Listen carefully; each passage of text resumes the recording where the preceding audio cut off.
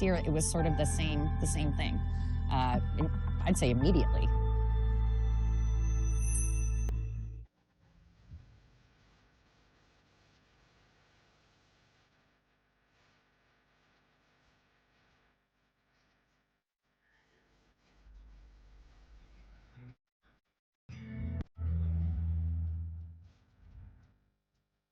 Here in the north end of Bainbridge Island is one of the gems of not only Puget Sound, but our entire state. That's the Blowdale Reserve.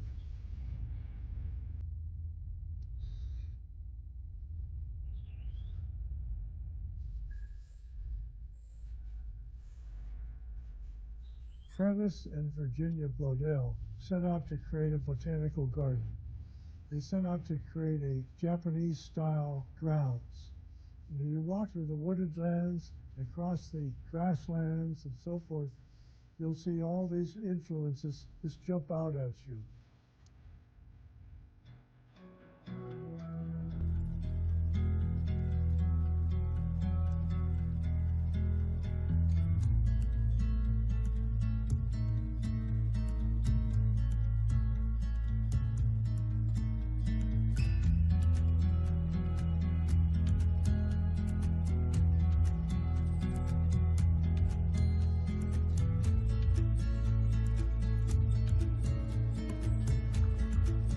Blowdale home is now the Manor House, and it's open to the public, and you can tour it today, as well as look at the other very interesting buildings.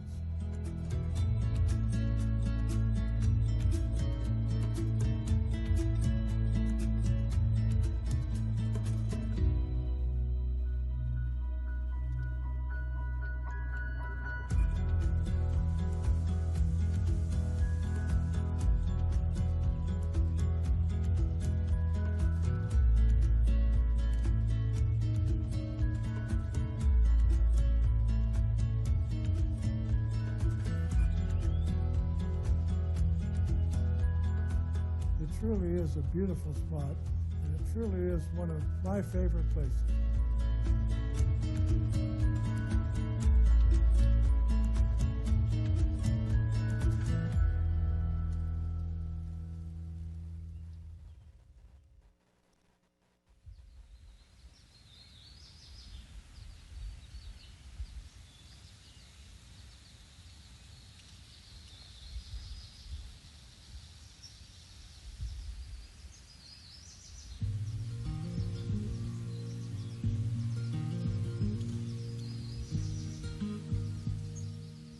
The history of our state really has a lot of boom and bust stories, especially about mining. In the late 1800s, prospectors scattered all over Washington state, every river and creek and valley, looking for gold, looking for silver. This is one of those locations here in Bodie, Washington, way up near the Canadian border on the eastern side of our state. You have to wonder when you walk into a town like this, who built these buildings? Who lived here? What was their story and where'd they end up?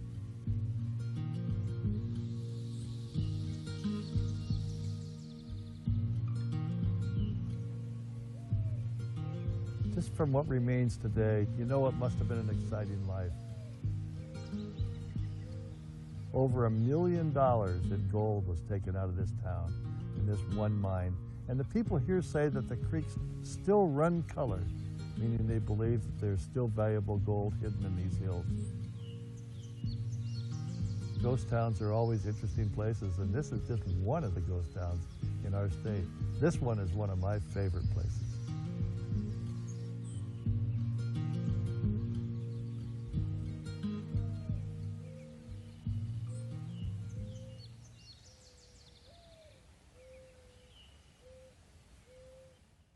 Well, the fundamental issue in housing in our state is this just severe shortage, and what it leads to is cutthroat competition for a limited resource. Absence of affordable housing leads to increased homelessness. It leads to increased costs, not just to buy a home, but also to rent, because if people can't buy, they stay renting.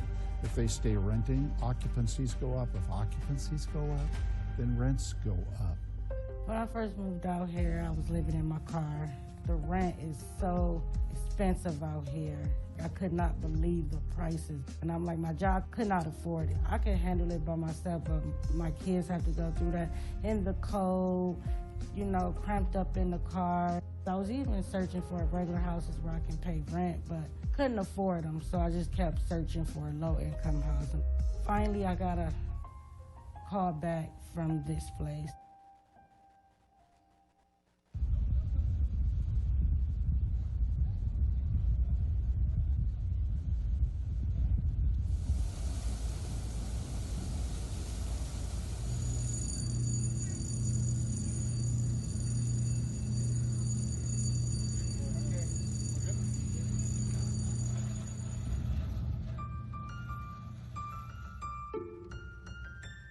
You know, in the early 1900s, the United States Navy was looking for a place to build a major shipyard here in the Pacific Northwest. They wanted to build the shipyard on Lake Washington, just north of Seattle. But to do so, they'd have to create a new waterway and perhaps a locks to get out to Puget Sound. They decided against that after the studies took so long, and they moved the shipyard idea to Bremerton. But the locks project went ahead over a period of years through state support as well as U.S. government support.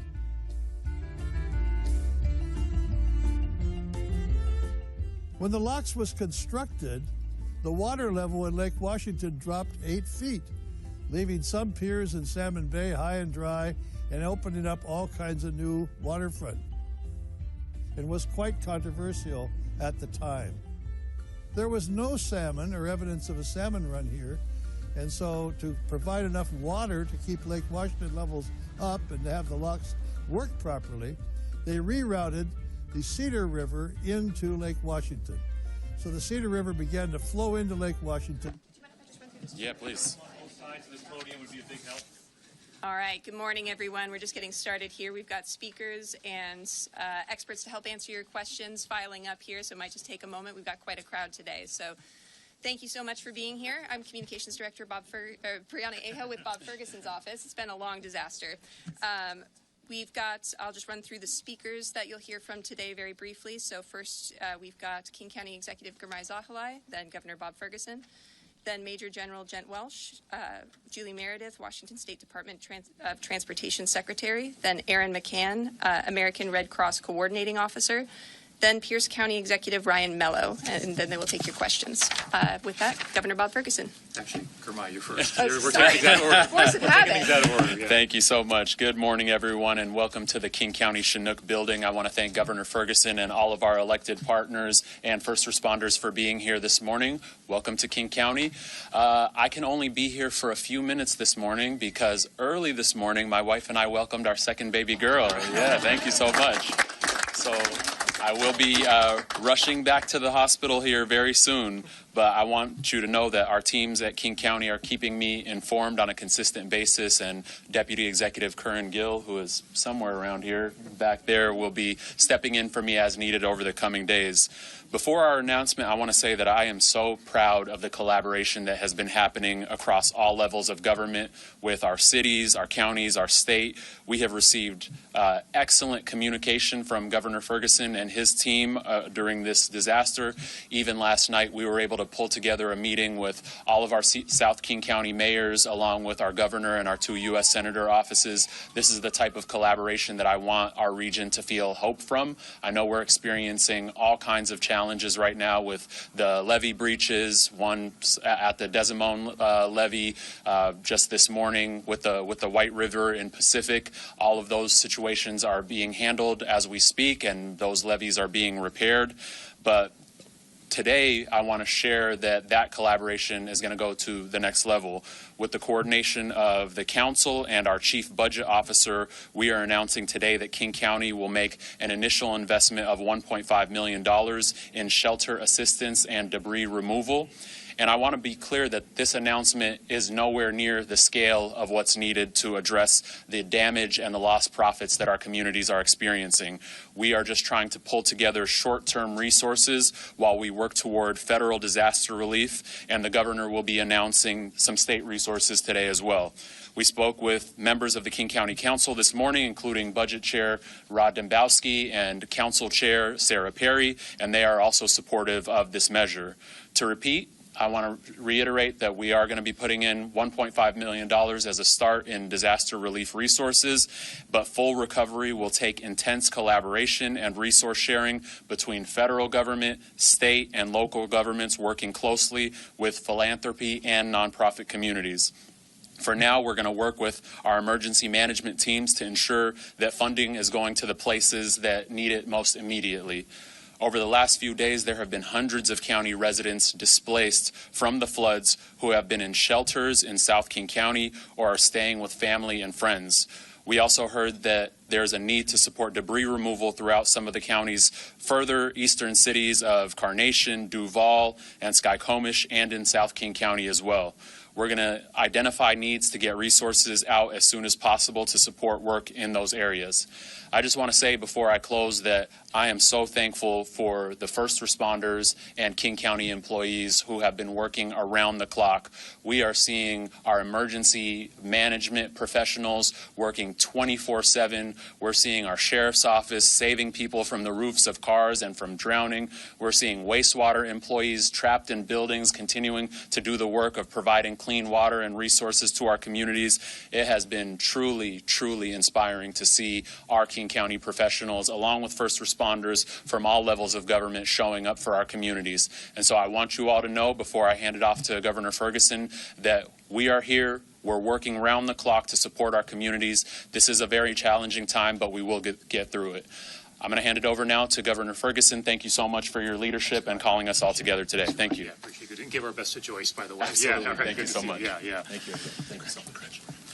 So we appreciate the county executive hosting us, number one, but also, obviously with a significant day in his life, and Joyce, we wish them all the best and appreciate him taking a few minutes to join us. I also want to thank all those who have joined us today on very short notice. Things are happening fast, and we appreciate the collaboration, the hard work of everybody who's here. We got a range of elected officials and community members who are here, and you'll be hearing from some of them in a few moments.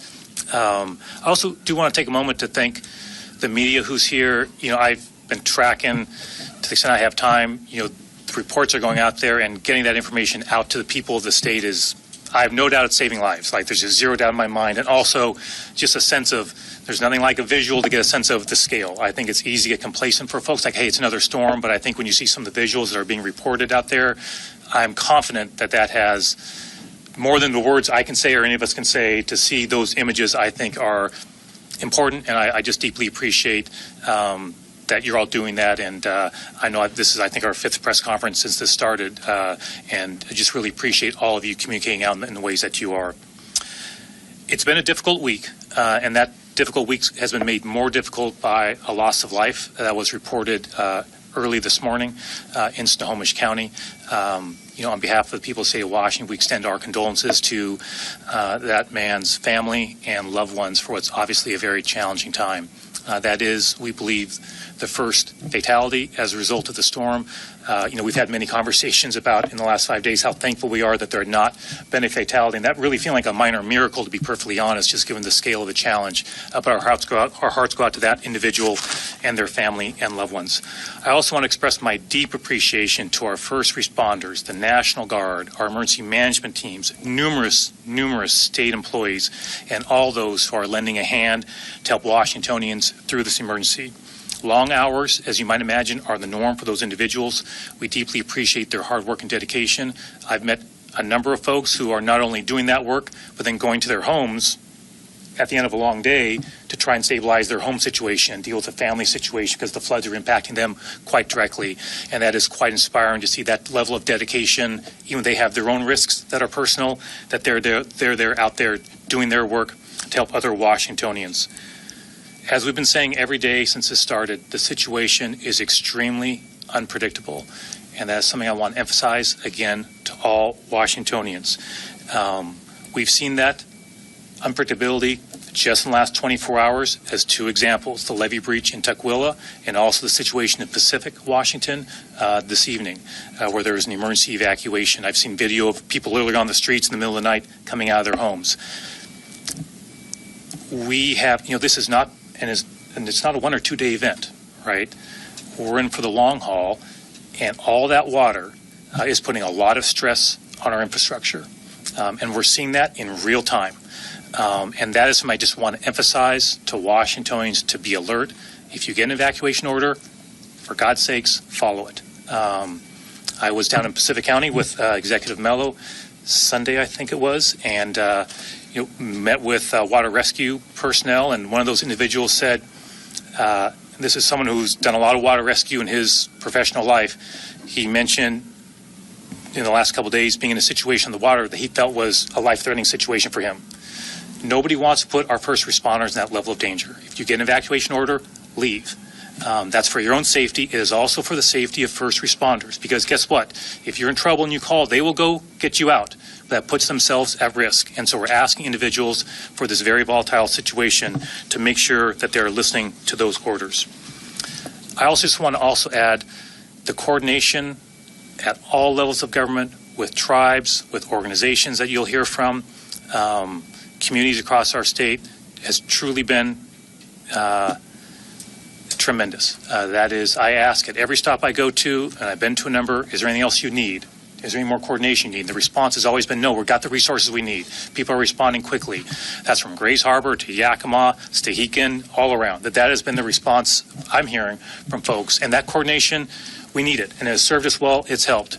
The other thing I think has helped is significant investments in infrastructure in recent years. In Ording, for example, investments in a levee system there compared to floods several years ago, night and day in terms of the impacts there. Mount Vernon, Washington, the seawall there literally saved the downtown.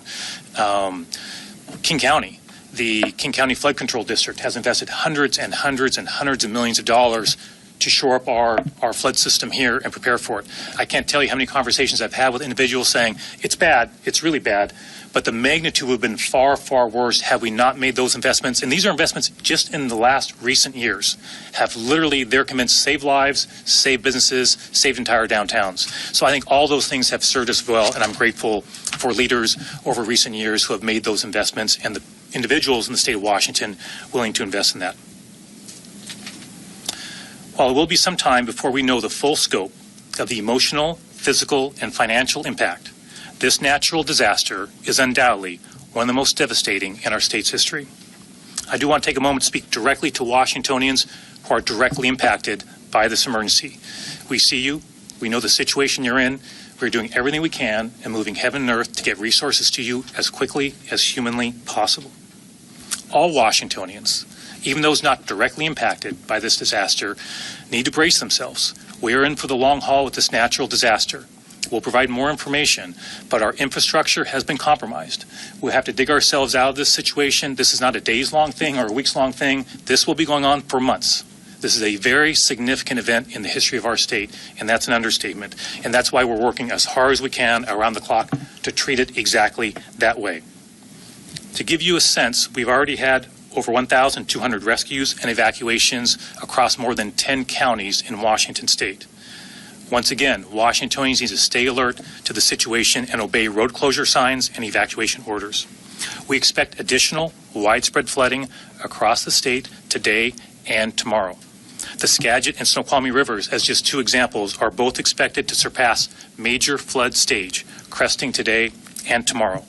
Importantly, we're also expecting major high winds across the region in the next 24 to 36 hours. The report I had yesterday was up to 60 miles an hour. You can imagine in a state that's been inundated with the amount of moisture that we've experienced, those type of high winds can be potentially very dangerous and create all sorts of challenges for us in the work that we're doing, and making the situation even more challenging for first responders and for all of us to respond to this situation. Roads and highways. State Department of Transportation, you'll be hearing from Julie, has reopened more than 60 roads since the storm started. I'm deeply appreciative of the hardworking Washington employees who are out there around the clock, reopening those roads. It seems like for every 2 they reopen, another one, something happens, right? So, but they're out there relentlessly trying to keep those open for Washingtonians. We deeply appreciate the hard work of those state employees. As of this morning, there are closures, I believe, on 13 state highways. That number, of course, changes almost hourly, daily for sure. But as of now, that's the number. There are currently additionally 7 road restrictions. Several state highways have been severely damaged. Julia will provide more information, but I just want to highlight a lengthy stretch of Highway 2, as you probably know, is severely damaged. It is very difficult for us to project how long anything will take to repair. We're just getting our arms around the scope of the challenge up there. But as an example of what Washingtonians need to expect, we anticipate that Highway 2 will be closed for months. It's premature to estimate exactly how long that will be, but that is obviously a major highway. We understand the implications to business and individuals and human lives on not having that highway available for an extended period of time. We're going to do everything we possibly can to repair it as quickly as possible, but literally underwater in stages, there's major issues on that roadway, on that highway, as just one example. We understand that many Washingtonians' lives have been deeply impacted personally by this emergency. We're also moving quickly to try and get relief to those individuals. I've had numerous conversations with my team, with local elected officials across our state, to see what can we do to pool immediate assistance to folks who may need assistance with a hotel stay, groceries, baby diapers, that type of thing. This morning, I signed an amendment to my emergency declaration. The amended proclamation adds more information about county-specific impacts in 14 counties, and it activates several state cash and benefits assistance programs to provide emergency support.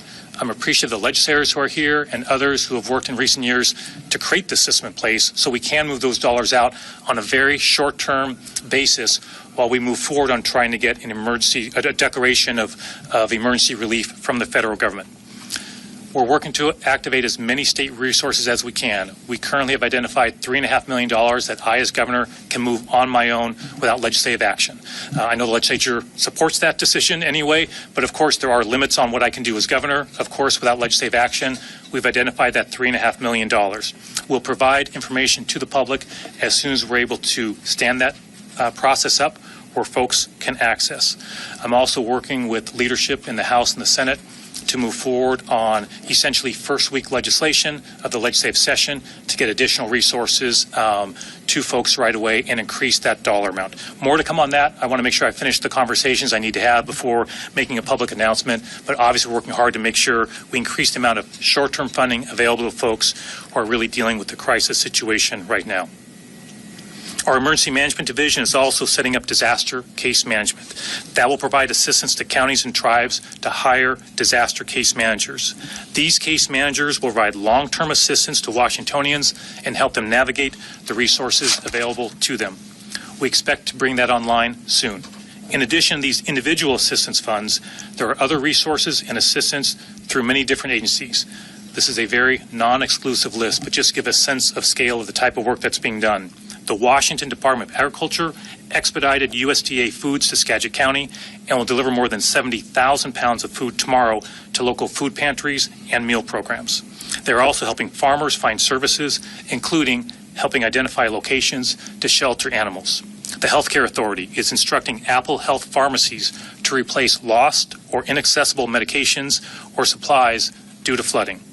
The Department of Social and Health Services is helping connect people who are deaf, blind, or hard of hearing to resources, including its hearing equipment replacement program.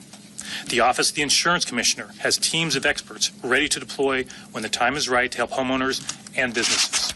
That is just a sampling of a few examples, but as you can imagine, across many agencies and governments and tribes, a massive amount of work is being done right now to make sure we're getting resources out to individuals, and we all understand that we need to move in a manner consistent with the scope of the challenge that Washingtonians are facing. We're also moving forward to seek federal funding for needs as well. The federal emergency declaration granted by President Trump last week brought in federal resources to deal with the emergency right in front of us, saving lives, clearing debris on roadways, for example. General Welsh will talk more about some of that work as well. It did not offer monetary assistance or assistance to individuals. That's not the way that works. So what we're working on is a major disaster declaration. That's what unlocks significant financial resources for individuals and for local governments and the state for the impacts that will no doubt be profound from a financial standpoint. In order to get that declaration, we need to meet several requirements. We must show the scale of the disaster is beyond our ability as a state to fully respond. Confirm we have taken appropriate action as a state under our emergency plans. Provide an estimate on the amount and severity of damage to the public and private sector. This can be a time-consuming process. We've already started the conversation with local governments. We've had many conversations to make sure we're coordinating as quickly as possible to get that information and make a compelling case to the federal government of the scope and size of the damage that's been done to our state. We need to describe the resources utilized to alleviate the disaster and provide preliminary estimates on the type of assistance needed. I am confident we will make a very compelling case for disaster relief. Maybe I'll just briefly mention there are 3 types of FEMA disaster assistance that we'll be seeking. Public assistance can be provided to state, tribes, and local governments and certain nonprofits for emergency work to repair or replace facilities damaged by the disaster. That would include things like roads and bridges that we'll desperately need assistance with. Also, hazard mitigation assistance can be provided for projects like flood mitigation. And third, and importantly, individual assistance can help with a variety of costs for individuals who are facing significant costs after a disaster, including temporary housing, home repair, counseling, and legal services. We're also working with the Small Business Administration to get a disaster declaration from them, which will allow homeowners, renters, and business owners to access low-interest disaster loans. And before I turn to the general to say a few words, to put this in some context for Washingtonians, this is a major event in our state's history. It is truly historic. The river levels we have seen are historic. And we've been tracking those river levels for more than a century. Every day I get multiple briefings, and just as one example with Julie on roads, like clearly just highway, those highways are under a lot of stress right now. And it'll take us time to even determine how long we'll take to reopen some and exactly what that damage is. So, I deeply appreciate Washingtonians pulling together during this really challenging time. Neighbors are helping neighbors. Communities are helping communities. I can't tell you how many elected officials have said, hey, you know what, our community's not impacted, but we want help. What can we do? We've got resources. That's the approach that does not surprise me in our state. We're all pulling together to address an extremely challenging situation. And for those Washingtonians, again, who are directly impacted, I just want you to know, speaking to you directly, we're all doing, and many thousands of other Washingtonians are doing everything we possibly can to get you help right away. Thank you so much all for being here. I'm going to turn now to the general for additional information. Thanks, Jim. Thank you, Governor. Thank you all for being here today. And certainly thanks to our new King County executive and new dad as of this morning, Executive Sahai. King County has been a tremendous partner in this, and we truly appreciate the collaboration, and really so has the media. Appreciate everybody being here, appreciate the support. You're sharing critical life-saving information. You're sharing it every day, and in some cases, every hour. We've been relying on you to get the word out about evacuation notices, weather forecasts, and when we move into this recovery phase, we'll be turning to you to help share some of the information to get people help with some other resources out there. We are now on day 8 of this disaster, and for me and many others here, I think it's feeling a lot like Groundhog Day. Every morning we wake up, we pull out our phones out, and we look to see for some improvement out there, but Mother Nature seems to keep throwing us another curveball. I spent the last week out in our communities surveying the damage. I've seen homes filled with several feet of water. For those impacted, my heart goes out to you, and I pledge that we will do whatever we can to help you recover. We all have families that are heading into the holiday season this year without a place to stay, and this is not going to be an easy road ahead. The Washington National Guard is doing what we can to assist those who need it and prevent further damage. You see it on the commercials. When events like this thing happen, our men and women leave their civilian jobs, they get into their cars, they leave their families, and they offer their communities a helping hand. And I wear a patch on my uniform, and it says mission, people, and community. And this is the emphasis on the community part. Our women and men live and breathe this, and the last 8 days have demonstrated this community commitment. We still have approximately 250 soldiers and airmen helping with this response. They filled over 15,000 sandbags. They're preventing people from driving down dangerous roads, and they're going door to door to help with evacuations. We have aviation crews that have helped with search and rescue and to gain situational awareness. Our helicopters and pilots remain on standby and will likely get a bird's eye view in the next coming days of damaged roads across the state. Yesterday, we sent a team immediately to Tukwila to help with the levee breach. Our team was asked to walk the levees and dikes and help identify any weaknesses. And early just this morning, we moved people and 8 vehicles closer to the town of Pacific to help emergency crews responding to the levee breach there. We will keep these men and women prepared to go at a moment's notice, and if necessary, quickly add to our numbers. We have more folks that can roll out the door if they're necessary. With that, I want to remind you that the National Guard does not self-deploy, and that's for good reason. We go where we're asked, either by the governor or local jurisdictions. So if you wonder why the National Guard is in one place or another, it's because someone has asked us to be there. So let me stress this. We are helping here for this flood response, and we're helping with our local partners. Any suggestion to the contrary just isn't true. I want to give a shout out to our federal partners who are here that have been a tremendous help. The emergency declaration approved by the president last week unlocked a lot of direct resources, people and equipment, and we're putting them to work now. That was incredibly evident this morning when we learned about the situation at Pacific about 2 o'clock this morning. The U.S. Army Corps of Engineers immediately got to work finding sand and getting those large 5,000-pound HESCO sandbags in place. The situation in Pacific, while bad, certainly could have been a lot worse, and I would say we are certainly not out of the woods yet. I appreciate our partners at the Corps of Engineers for their quick action this morning and certainly throughout the duration of this week. Additionally, you have federal search, urban search and rescue teams in the Pacific area this morning helping with evacuations and any swift water rescues, and I think there may have been some already. Again, another federal resource that we turn to immediately. The federal government has provided several of these search and rescue teams, and again, we have one positioned up in Marysville, 2 in Kent, and one down at JBLM. The Coast Guard has been a tremendous help with rotor wing aircraft supporting search and rescue operations throughout the Northwest. Meanwhile, I'll be heading up to Bothell tomorrow to visit our partners from FEMA at their Regional Response Coordination Center. These folks have been on every coordination call with us and have sent folks to Camp Murray and our State Emergency Operations Center. They've been true partners, and we certainly appreciate that. Again, truly a team effort. Appreciate the help from every one of our federal partners, even that I didn't mention. As the governor mentioned, we're currently working to assess the damage. It's going to take time.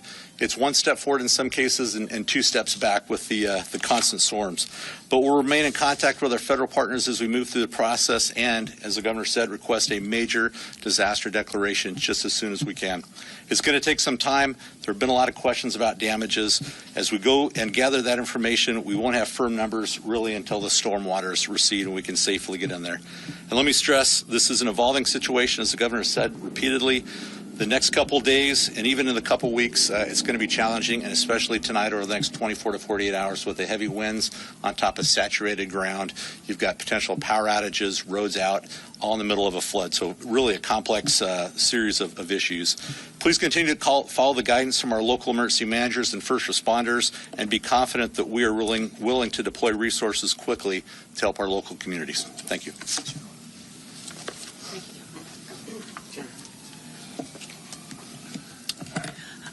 Good afternoon.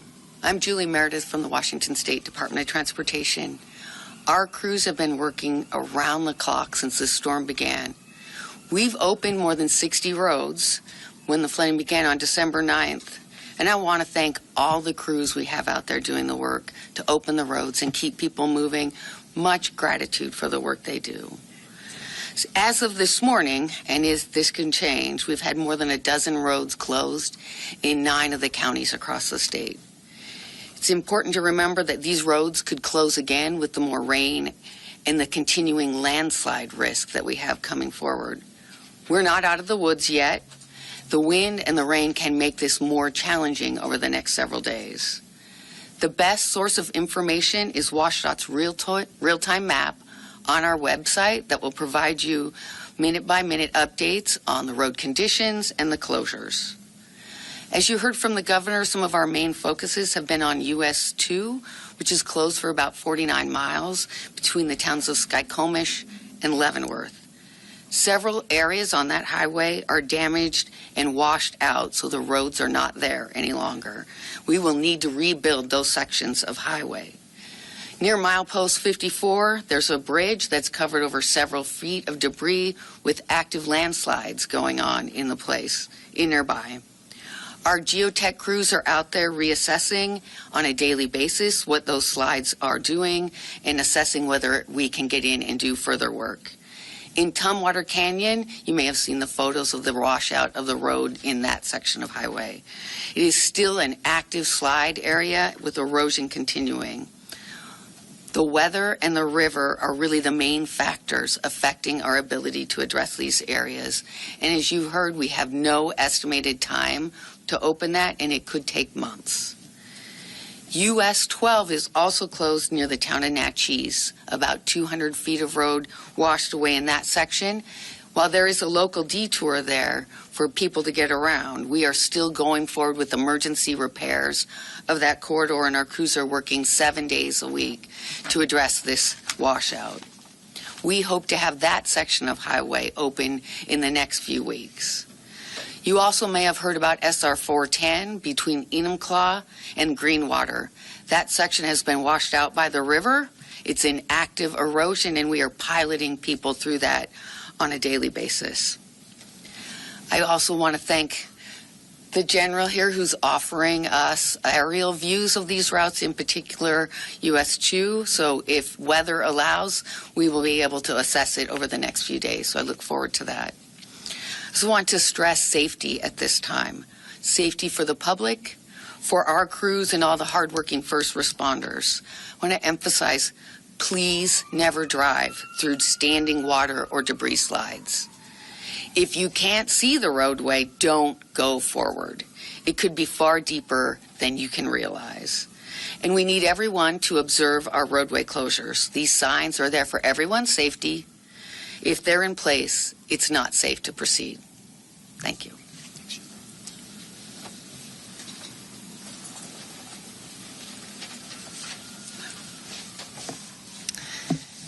Good morning, you all. Erin McCann here with the American Red Cross Coordinating Officer for our event that we are supporting here in the state of Washington. Thank you, General. Thank you, Governor and King County for having us here. We appreciate having a seat at the table and being able to share our message today. I wanted to share a little bit about what we at Red Cross have going on at the moment. Currently, we have a variety of responders that are assigned. Today, there are 263 responders assigned to the operation, with 248 that are checked in physically here in Washington. We have 15 en route to continue to support, and 15 of those are folks that are supporting virtually. At this time, we have served 11,900 meals and snacks, which have been distributed across the area of the operation in the state of Washington. Of these, 6,300 are shelf-stable meals that were sent to get food in areas that may be closed due to the incoming weather, which may cause the passes to be inaccessible through the mountains. We have started our distribution of emergency supplies program, and at this time we have distributed 1,270 cleanup kits and other emergency supplies, which have been distributed across the state of Washington. At this time, I know of 100 of those kits have been distributed here in King County.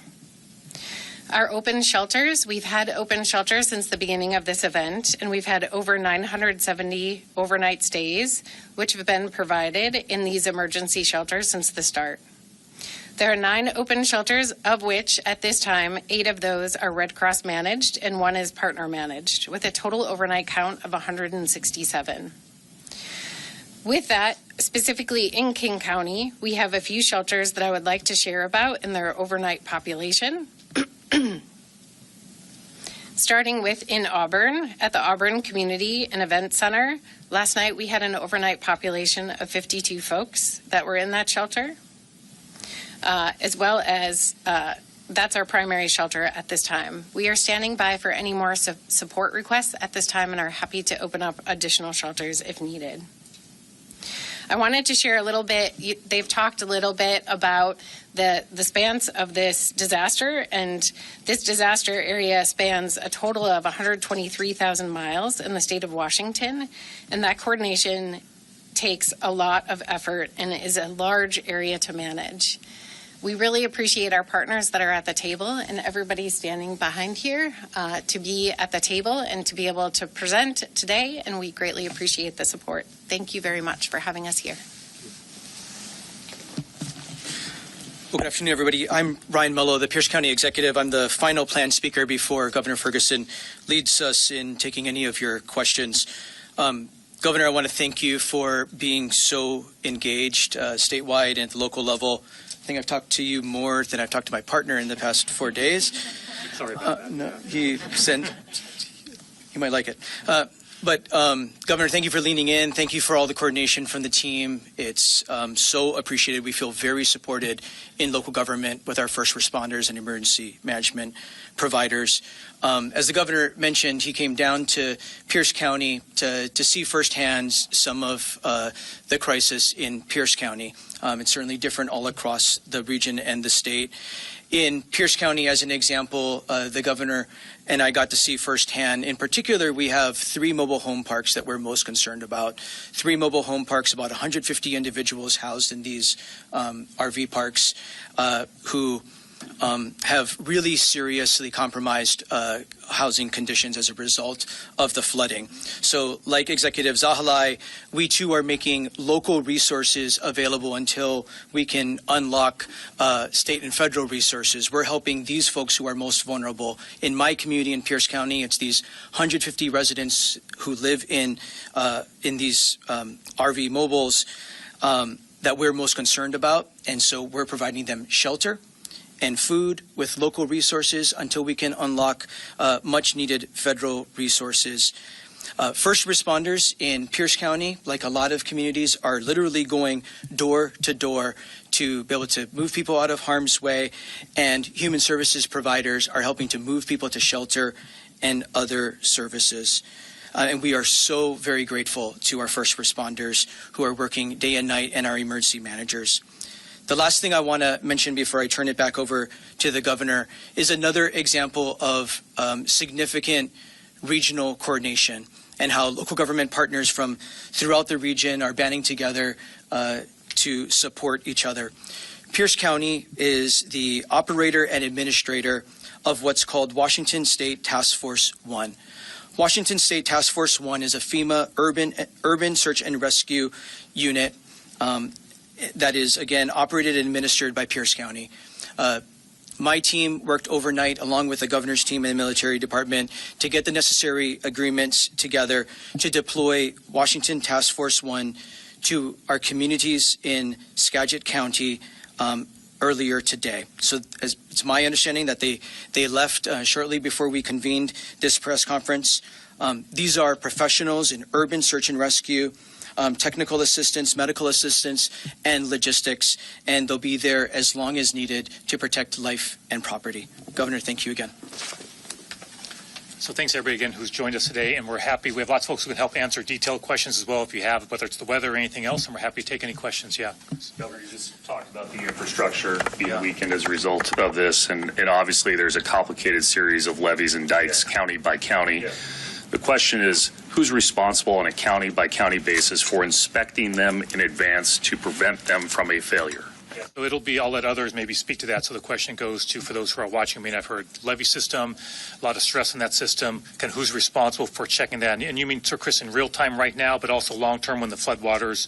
Long-term yep. or in advance of a weather system, like a lot of people do. So we have folks out there in real time checking those out. I'll let experts speak to it, but I just want to say at a high level when it comes to that system is, and I think I mentioned this earlier, you know, I'm deeply thankful that we made as a region, as a state, investments in that infrastructure. I was on the King County Council when that flood control district was created, for example. You know, I'm thankful that investments were made, and this is all across the state. That said, one thing I'm hearing over and over from the experts, who will probably speak in a moment, is there's tremendous stress on that infrastructure. As well as it's held up, all things considered, that stress is there. There's active monitoring going on. One thing I've also had communication with is when the floodwaters eventually recede, we don't know what we're going to find. in terms of damage to the infrastructure that's going to need additional reinvestment to make sure it's secure for the next go-round and the next major event. But I'll turn to others who maybe will speak more precisely, kind of who precisely is there. Robert? And maybe you might introduce yourself. That'd be great. Yeah. Robert Azell, Director of Emergency Management for the state. And really the management of the levees and dikes is a shared responsibility. Some are federally managed by the Army Corps.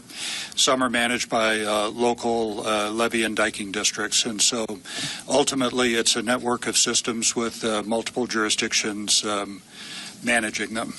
Do you know what the inspection records were on some of these levees, or when they were last inspected by these people who are responsible for it? I would have to get back to you on that one, and we can research it and get you a detailed answer to that question. And just a quick follow-up, and it could be for the group. There was some reporting overnight about 2 dams that may have cracks in them. What's the status of those dams? What have you seen with other dams in Washington State? We've got a one out in Grays Harbor County, and then we are always keeping track of the ones in East Pierce and King County. And so we've seen some areas of concerns. The experts, the Army Corps, and others are watching those to make sure that they're not presenting a danger to the public. Can you elaborate on what those concerns are? Again, it's fill levels and a degree of security and whether the dams are able to withstand the strain. And again, I would have to get back to you on specific things that they're looking at on a dam-by-dam basis. Is there anything for anybody to be concerned about with those dams right now? Right now, we have not had anything that concerned to us that presents a danger to the public. Probably apologize that, but to that point, I'm going to come back to this again. Folks need to be vigilant. Right? This is an extremely unpredictable situation. Our infrastructure has held up remarkably well, but when you're talking about the volume of water that has been impacting our region and our state for a week now, and that's going to ramp up again here in the next 48 hours, folks need to be vigilant. And so a lot of work is being done to monitor levees, to make sure we're paying attention to the dams. But that's why I'm repeating, we are still in the middle of this. We're not at the end. That's not where we're at. This is a very active situation, very volatile situation. That's why we want people to be very vigilant. And we, of course, work hard to make sure we get information out as quickly as we can. Yes. Governor, so obviously a big part of this is just waiting for the weather to let up and relieve some of this pressure. But can you talk about some of the factors that are in our control as far as trying to slow down some of the flow, relieve some of the pressure? Like what kind of tweaks are being made to mitigate this? Yeah, so we've had conversations with our federal partners at every level for exactly that issue, to make sure that, hey, as we make adjustments on water levels, what are the impacts going down in terms of flooding? So those are conversations that are happening in real time every single day. I've been on some calls where those conversations have come up. Just so folks know, we have 2 daily calls every single day.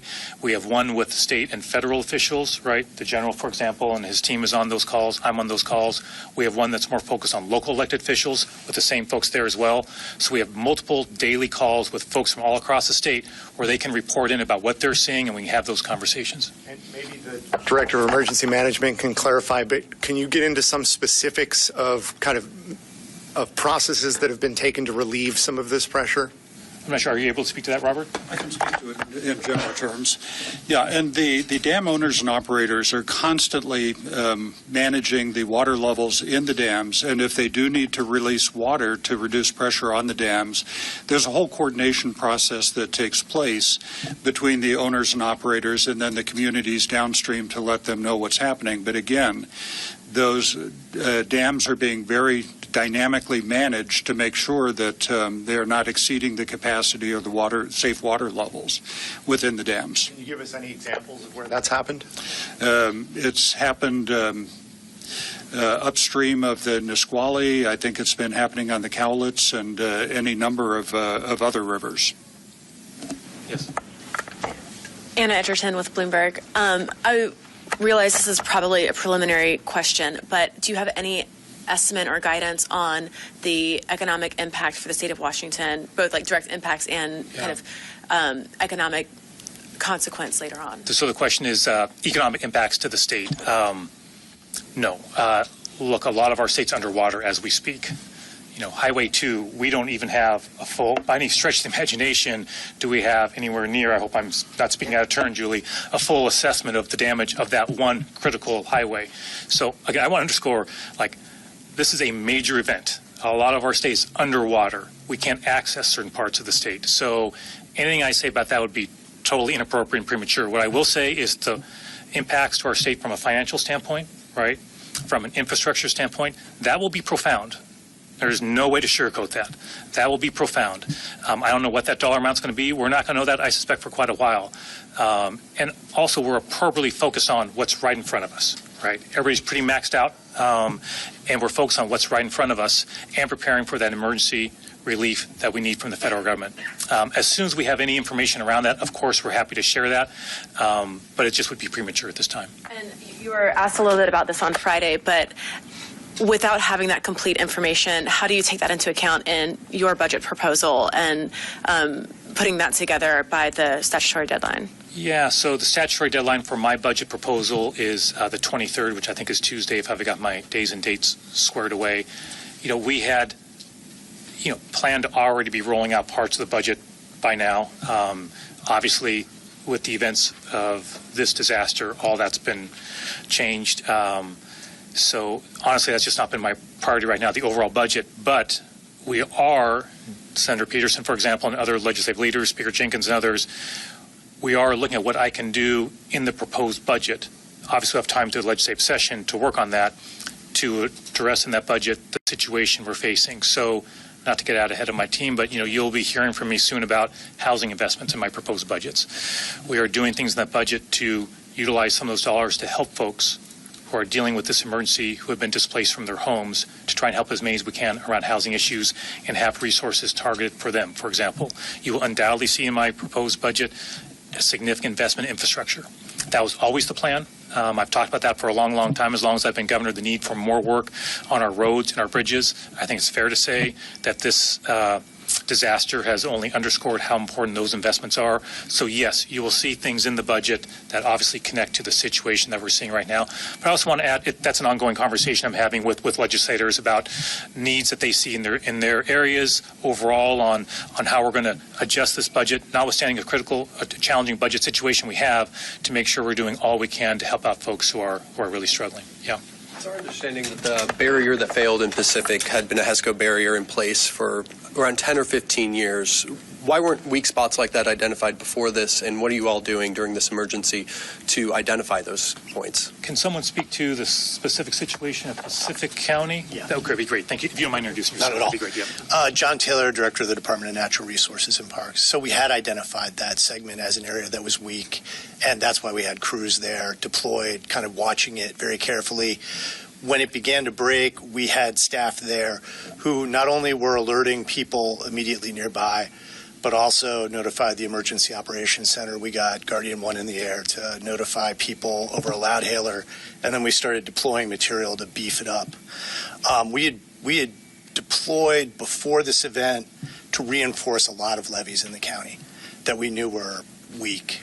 And that's a segment that has a large capital project slated. It was supposed to start this summer. But, we can't do everything everywhere all at once. So to clarify his question, you knew this was Yeah. a big spot. Yeah.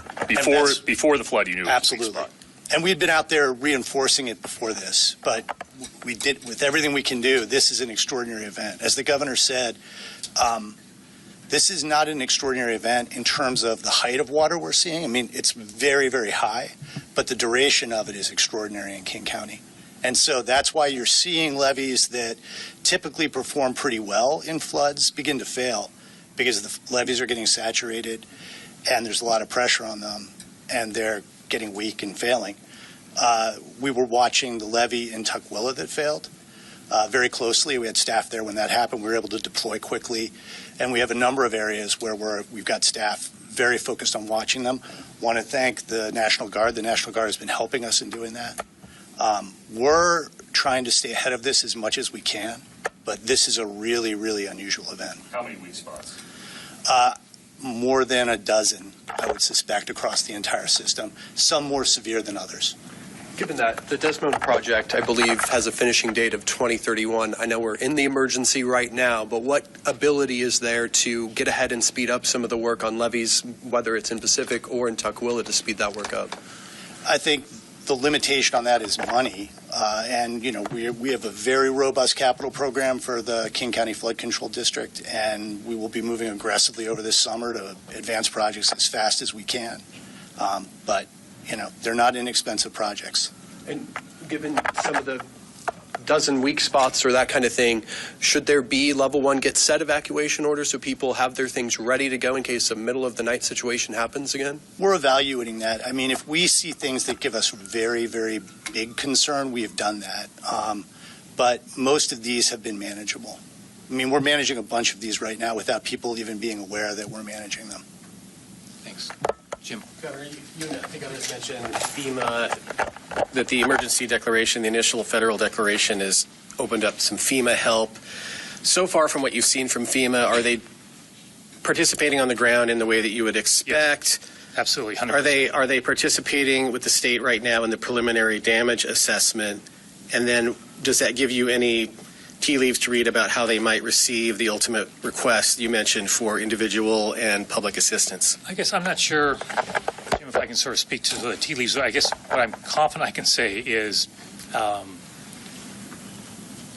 that the situation that the state of Washington is facing and is confronting and is dealing with, in my mind, will undoubtedly qualify, right, for that disaster relief. We're going to make a compelling case. And one thing I've emphasized in numerous conversations with my friends on the other side of the aisle is asking for their help in communicating when the time is right, when we get this thing together, to communicate that to the federal government, because this will be a compelling case. And just to the earlier questions as well is, you know, there's a reason why for multiple days, you know, I've been and others have referred to this as a historic event in terms of the amount of floodwaters receiving, the river levels, and the duration of it. So this is taxing our infrastructure. As good infrastructure as we have with significant investments across our state and regions over a period of years, this is, you know, a different level of stress that we've had in the system. And so that is why it's being monitored so closely and why we're so thankful that we've been able to limit the loss of life. But I was saying the loss of life earlier today. Just follow up. So is what you've seen from FEMA so far what you would expect? Absolutely. 100%. And are they participating in the preliminary damage assessment? Sorry if I didn't address that. Can we speak to that? I think I know the answer, but I don't want to get it wrong.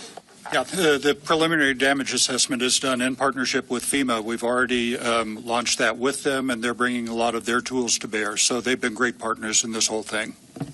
And Jim just said that I've had multiple conversations with FEMA representatives throughout this process. No, from my perspective, their response has been extremely helpful, and we're going to need that continued partnership and support going forward as well. Yes. $3.5 million that you mentioned that you'd identified. Yeah. What's the source of that, and is there a timeline for getting that money out the door? Brianna's got those. We'll get those to you. I don't want to get into too much level of detail, but there are, I think, 2 different sources of specific items in the budget. Brianna's got that. It may be in a media advisory. We can turn that. She can hand you a piece of paper, I think, shortly, that's got the exact name of those programs. But those are exactly right. Emergency funds I can turn to right away without having to go through a legislative process. And is there a timeline for using that money? In terms like when it has to be out the door? Or Yeah, when are you, looking to use it?